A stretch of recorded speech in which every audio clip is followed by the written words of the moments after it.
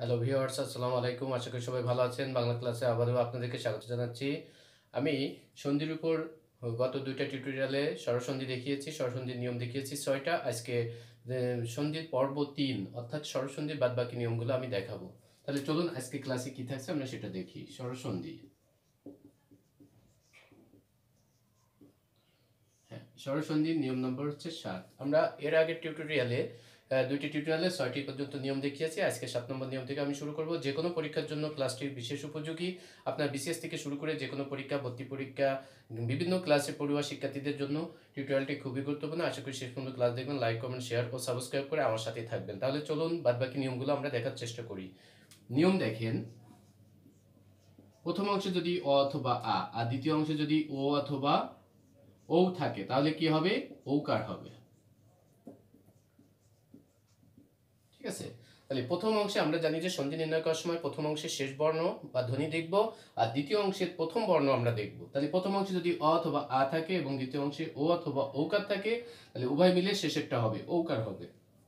যেমন দেখি, বন যোগ ঔষধি কি হবে? দেখেন, প্রথম অংশে বন এর সাথে অ আছে, দ্বিতীয় অংশে আছে ও, আমরা জানি যে উভয় মিলে ঔকার হবে। তাহলে হবে, দেখেন, বনৌষধি ঔকার, এই যে ঔকারটা এটা হয়েছে, এই যে বনৌষধি। মহাযোগ ঔষধ, দেখেন প্রথম অংশে আকার আছে, দ্বিতীয় অংশে ঔকার আছে, তাহলে আকার আছে ও আছে, তাহলে কি হবে? উভয় মিলে ঔকার বলছি হবে। তাহলে দেখেন, মহৌষধ, মহাযোগ ঔষধ, মহৌষধ। ঠিক আছে? তাহলে এই নিয়মটা এইভাবে পড়ছে। এই উদাহরণগুলো অবশ্যই অবশ্যই খেয়াল করবেন। তাহলে ঔকারের যদি নিয়ম থাকে তাহলে এটা খেয়াল করবেন, অথবা আয়ের পরে অ বা আয়ের পরে ও বা ঔকার থাকলে উভয় মিলে ঔকারই হবে। ৮ নম্বর নিয়ম দেখেন, প্রথম অংশে যদি রস্যই বা দীর্ঘই থাকে, পরের অংশেই যদি রস্যই বা দীর্ঘইকার থাকে তাহলে উভয় মিলে কি হবে? দীর্ঘিকার হবে। অর্থাৎ উভয় পাশে একই ধ্বনি যদি থাকে সবসময় খেয়াল করবেন পরের ধ্বনিটা অ্যান্সার হবে, তাহলে পরে যেটা থাকবে সেটা অ্যান্সার হবে। তাহলে দেখেন, আমরা অতি গুরুত্বপূর্ণ এবং পপুলার একটা শব্দ রবি যোগ ইন্দ্র। দেখেন, এখানে রবির সাথে রস্যিকার আছে, এখানে রস্যিকার আছে, উভয় মিলে কি বলবো? দীর্ঘিকার হবে। তাহলে রবীন্দ্র বানানে দীর্ঘিকার, শুধু রবি বানানে রস্যিকার, আর রবীন্দ্র যখন সন্ধি বিচ্ছেদ ঘটিত হয়ে যাবে তখন দীর্ঘিকার হয়ে যাবে। তারপরে দেখেন, পরিযোগ ইক্ষা, দেখেন পরির সাথে রস্যিকার আছে, দ্বিতীয় অংশে দীর্ঘিকার আছে, উভয় মিলে দীর্ঘিকারই হবে। তাহলে এটা কি হবে? পরীক্ষা। তাহলে পরীক্ষাতে দীর্ঘিকার হবে। খেয়াল রাখতে হবে শিক্ষার্থী বন্ধুরা। দেখেন আরো উদাহরণ, অতিযোগ ঈদ কি হবে? অতীত। তাহলে অতির সাথে রস্যিকার আছে, এখানে রস্যই আছে, উভয় মিলে দীর্ঘিকার হবে। এই দীর্ঘিকারটা দেখেন অতীত বানানে প্রতিস্থাপিত হয়েছে। তাহলে শিক্ষার্থী বন্ধুরা, আশা করি যদি কখনো নিয়ম দিয়ে দেয় যে রস্যই বা দীর্ঘইকারের পরে রস্যই বা দীর্ঘইকার থাকলে কি হয়? দীর্ঘিকার হয়। অথবা আসতে পারি, রস্যই বা দীর্ঘইকারের পরে রস্যই বা দীর্ঘইকার, এই নিয়মে সন্ধি হয়েছে কোনটি? ঠিক আছে? অথবা একটা শব্দ দিয়ে বলছে এই সন্ধির স্ট্রাকচার বা গঠনটা কি, তাহলে রস্যই আর দীর্ঘইকার মিলে অতীত এই শব্দটা হয়েছে। আচ্ছা, পরের নিয়ম দেখেন, ৯ নম্বর নিয়মে আমরা আসছি।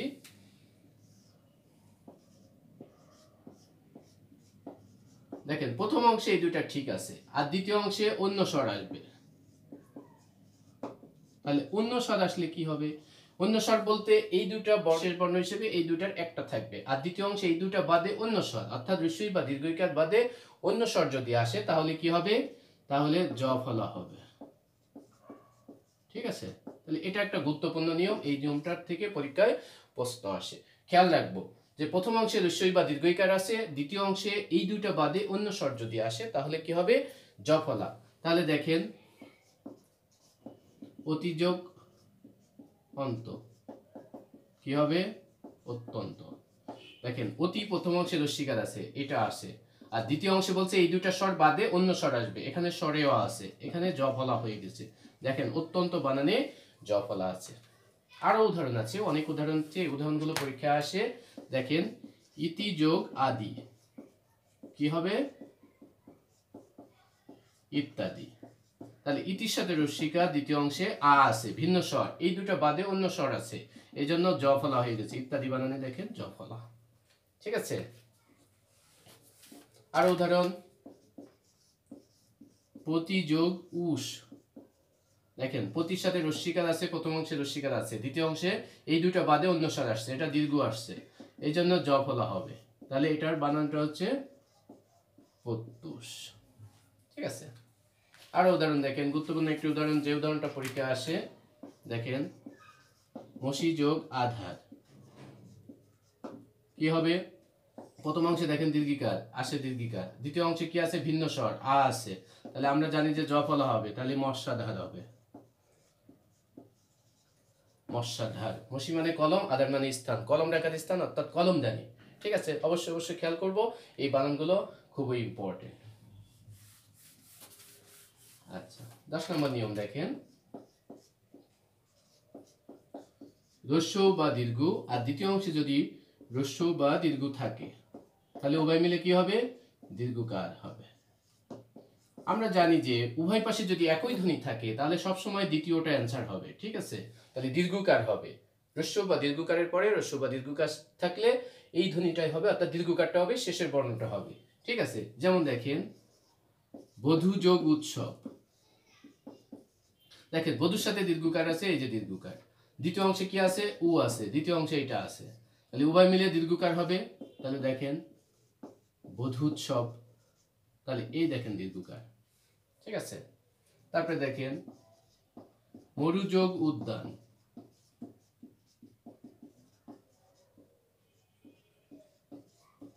মরুদ্যান, আমরা জানি যে উপর মুখ যদি এরকম টান থাকে সেটা রস্যুকার হয়, তাহলে রস্যু যোগ রস্যু উভয় মিলে দীর্ঘ, এই যে এইরকম যদি নিচের দিক টান চলে আসে তাহলে সেটা দীর্ঘকার হয়। ঠিক আছে, এই যে দীর্ঘকার, তাহলে মরু যোগ উদ্যান, মরুদ্যান। তারপরে দেখেন আরো উদাহরণ, কটু যোগ উক্তি, তাহলে কি হবে? কটুক্তি। দেখেন কটুর সাথে রস্যুকার, এখানেও রস্যুকার, দেখেন রস্যুকার রস্যুকার উভয় মিলে দীর্ঘকার। ঠিক আছে, এই যে দীর্ঘকারটা দেখেন কটুক্তি বানানে। তাহলে এরকম উদাহরণগুলো আমাদের পরীক্ষার জন্য ইম্পর্টেন্ট। শিক্ষার্থী বন্ধুরা দেখেন, আগে একটা জ ফলার নিয়ম দেখিয়েছি, রস্যই বা দীর্ঘইকারের পরে ভিন্ন স্বর থাকলে, আবার দেখেন ওইরকম একটা নিয়ম চলে আসছে, এই দুটার পরে যদি ভিন্ন স্বর আসে, তাহলে ভিন্ন স্বর আসলে কি হবে? প্রথম অংশে এই দুটাই থাকবে, আর দ্বিতীয় অংশে এই দুটা ধ্বনি বাদে বা বর্ণ বাদে অন্য স্বর বা ভিন্ন স্বর আসবে, তাহলে কি হবে? এটা হবে ব ফলা। আগেরটা ছিল জ ফলা, এটা হচ্ছে ব ফলা। তাহলে জ ফলা এবং ব ফলার নিয়মগুলো কিন্তু পরীক্ষার জন্য ইম্পর্টেন্ট, এটা 11 নম্বর নিয়ম। ঠিক আছে, তাহলে ব ফলা হবে এই দুটো বর্ণের পরে যদি ভিন্ন স্বর আসে, দ্বিতীয় অংশে যদি এই দুটো বর্ণ বাদে অন্য স্বর আসে বা এই দুটো ধ্বনি বাদে অন্য স্বর আসে তাহলে কি হবে? ব ফলা হবে। আর রস্যই বা দীর্ঘইকারের পরে যদি ভিন্ন স্বর আসে তাহলে হবে জ ফলা। তাহলে দেখেন দেখেন আচ্ছা, তাহলে দেখেন সুযোগ অল্প, তাহলে সুর সাথে দেখেন রস্যুকার আছে, প্রথম অংশে রস্যুকার আছে, আর দ্বিতীয় অংশে দেখেন এই রস্যু বা দীর্ঘকার বাদে ভিন্ন স্বর আসে, ভিন্ন স্বর কি? অ আছে, তাহলে কি হবে? ব ফলা। তাহলে স্বল্প বানানে দেখেন ব ফলা আছে। ঠিক আছে, অনুযোগ এসন কি হবে? অন্বেষণ। তাহলে অনুর সাথে রস্যুকার আছে, দ্বিতীয় অংশে ভিন্ন আছে, ভিন্ন স্বর আছে, এ আছে, তাহলে এই যে ব ফলা হয়েছে।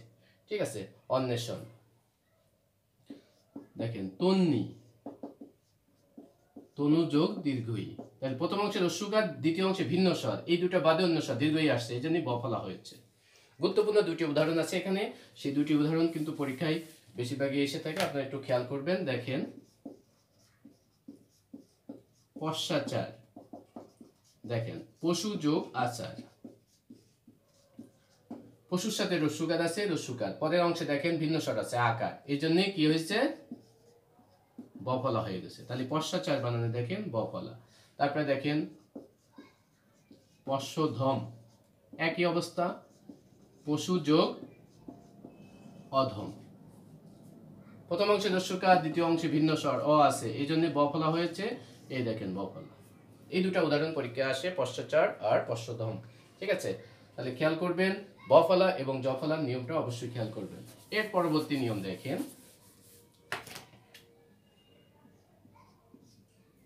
12 নম্বর নিয়ম দেখেন, রি কারের পর রি ছাড়া অন্য স্বর আসলে কি হবে?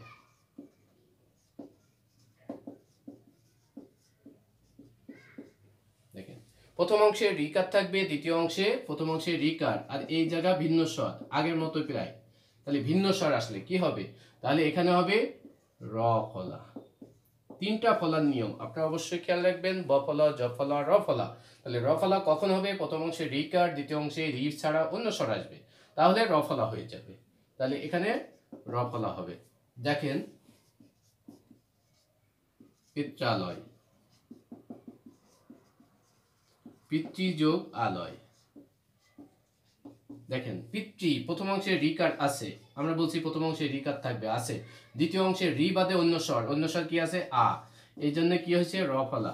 তাহলে দেখেন এই যে পিত্রালয় বানানে তর সাথে এখানে র ফলা আছে, ঠিক আছে, র ফলা আছে। আরো উদাহরণ দেখছি আমরা, দেখুন মাতৃ যোগ আদেশ কি হবে? মাত্রাদেশ। দেখেন মাতৃর সাথে রিকার আছে, প্রথম অংশে রিকার আছে, দ্বিতীয় অংশে রি বাদে অন্য স্বর আছে আকার, তাহলে কি হবে? র ফলা। এই যে মাত্রার সাথে তয় র ফলা, এখানে র ফলা আছে। পিতৃযোগ আলয়, পিত্রালয়, পিতৃযোগ আদেশ, পিত্রাদেশ, এরকম উদাহরণগুলো এর উদাহরণ, ঠিক আছে। পরবর্তী নিয়ম দেখেন, একটু ভালো নিয়ম, এবং এখান থেকে অনেক উদাহরণ আছে, এখান থেকে অনেক পরীক্ষা এসে থাকে, ঠিক আছে, যে কোনো পরীক্ষায় এখান থেকে আসতে পারে। যেমন দেখেন সন্ধিতে যদি এ, ওই, ও, ও এই চারটা বর্ণ যদি সন্ধির শুরুতে থাকে, শিক্ষার্থী বন্ধুরা খেয়াল করবেন, আগে হচ্ছে নিয়মটা কিভাবে হয়েছে? ভাঙার থেকে নিয়ম আসছে, আর আমরা তো শব্দ থেকে নিয়মে যাবে, তাহলে এটা উল্টায় যদি দিই তাহলে কিন্তু এটা সুবিধা হয়। আমি আগে বলে নিই নিয়মের কথা।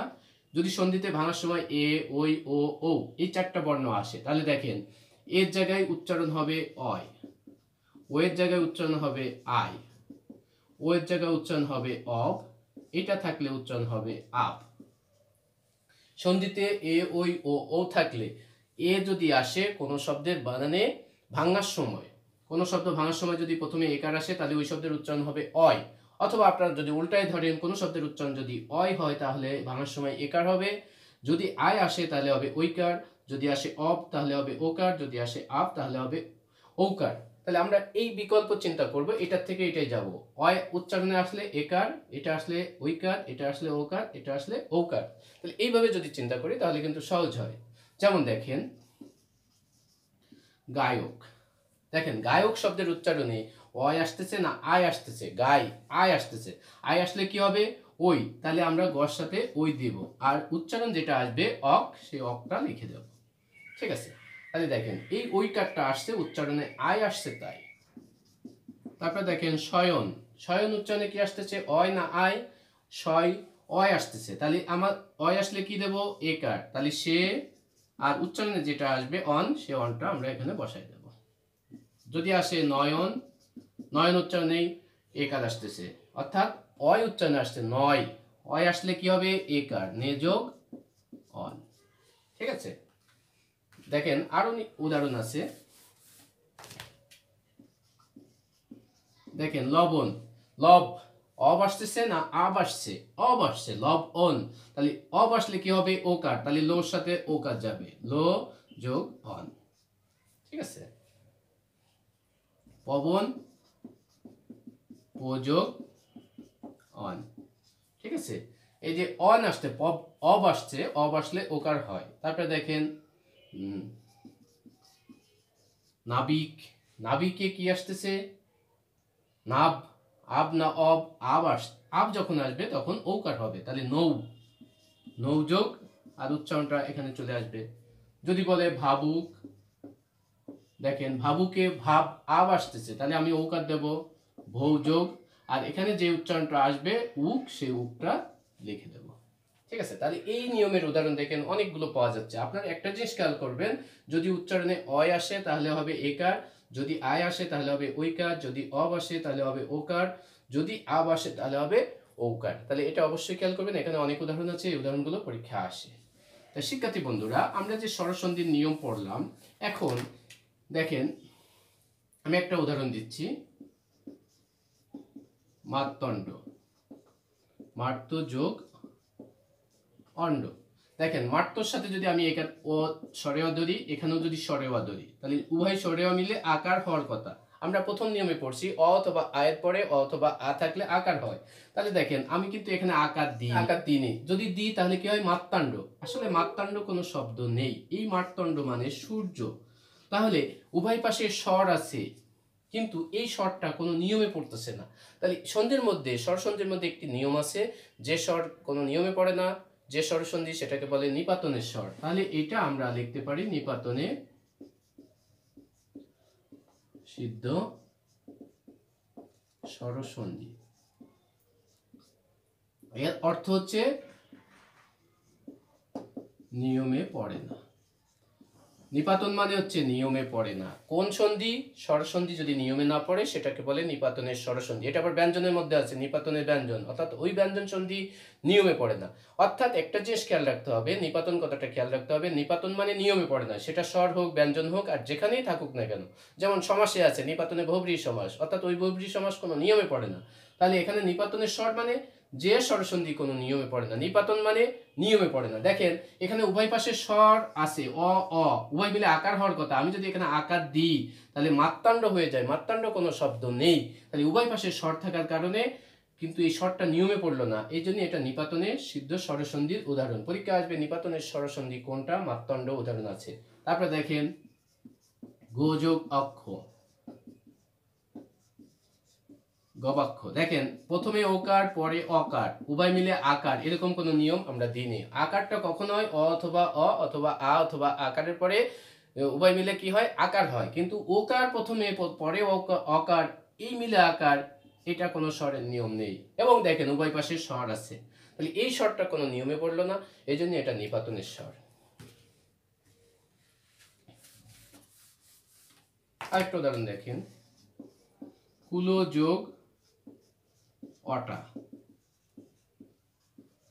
কুলোটা, কুলোটা হচ্ছে নিত্য স্ত্রীবাচক শব্দ, ঠিক আছে। কুলো লর সাথে যদি আমি অ ধরি, এই পাশেও যদি অ ধরি, তাহলে হওয়ার কথা কি? অ এবং অ মিলে আকার হওয়ার কথা। আমি কিন্তু এখানে আকার দিইনি, যদি এখানে আকার দিতাম কুলাটা হতো। কুলাটা কোনো শব্দ নেই, শব্দটা হবে কুলোটা। কিন্তু উভয় পাশে স্বর আছে, তাহলে এই স্বর থাকার কারণে এই স্বরটা কোনো নিয়মে পড়তেছে না, এই জন্য এটা নিপাতনের সিদ্ধ স্বর। তাহলে শিক্ষার্থী বন্ধুরা, আশা করি স্বরসন্ধি আপনারা বুঝতে পেরেছেন। শেষ পর্যন্ত ক্লাস দেখার জন্য সবাইকে ধন্যবাদ। আজকের মতো এখানেই, পরবর্তীতে আমি ব্যঞ্জন বিসর্গ সন্ধি দেখাবো। সে পর্যন্ত সবাই ভালো থাকেন, সুস্থ থাকেন, আল্লাহ হাফেজ।